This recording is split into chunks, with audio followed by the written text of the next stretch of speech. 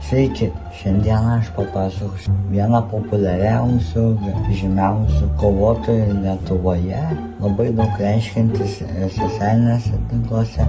Tai yra Dominykas Dirgstys. O jeigu patinka tokie video, uždėkite like ir paspauskite prenumeruot mygtuką. Ir nieko nelaukia, einam į jo gyvenimo istoriją.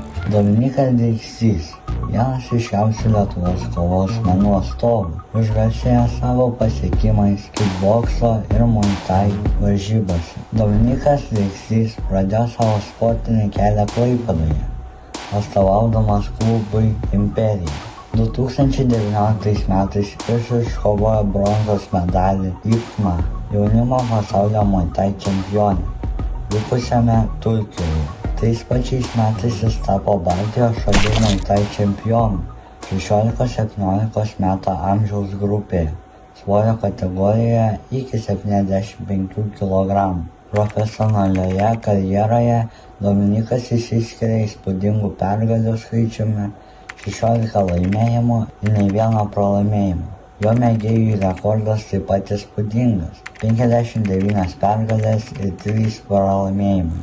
2023 metais Dominykas dalyvavo UTMA 9 turnyre, kur susikovė su Mindaugu Narausku dėl čempiono titulo.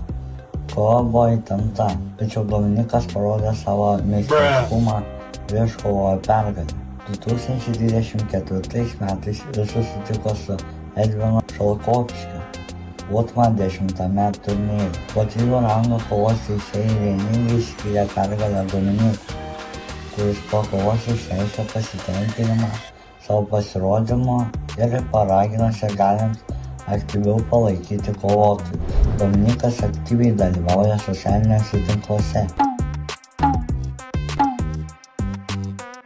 ypač Instagram, kur turi daugiau nei 113 000 sekėjų. Savo profilyje jis taip pat pristato kaip dievo karys ir žaidimo keitėjas. Dominykas Dirgstys yra vienas iškiliausių Lietuvos kovos menų atstovų, pasižymintis ne tik sportiniais pasiekimais, bet ir aktyviu dalyvavimu viešajame gyvenime. Jo įspūdinga karjera ir charizma daro jį įkvepiančiu pavyzdžiu tiek pradedantiesiems sportininkams, tiek kovos menų entuziastams. O ką jūs manote apie Dominyką Dirgstį? Pasidalinkite komentarų skiltyje, man bus visai įdomu paskaityti. Tai tiek buvo šio video, tikiuosi, kad patiko, jei patiko paspauskite like, prenumeruoti mygtukus ir susitiksime sekančiam video.